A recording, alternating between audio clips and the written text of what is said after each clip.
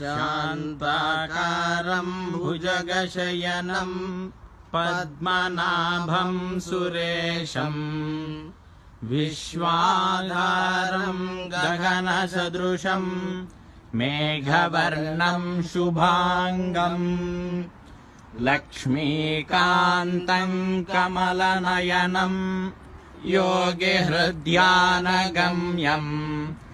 వందే విష్ణుం భవభయహరం సర్వలోకైకనాథం.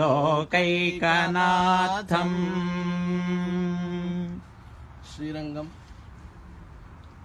శ్రీ రంగనాథ స్వామి యొక్క దివ్య గోపుర దర్శనం ద్వారా శిఖర దర్శనం పాపనాశనం అన్నట్లుగా ఈ యొక్క దర్శనం వల్ల మన అందరి పాపాలు కూడా నశించాలి. రంగనాథుడి యొక్క దివ్య అనుగ్రహము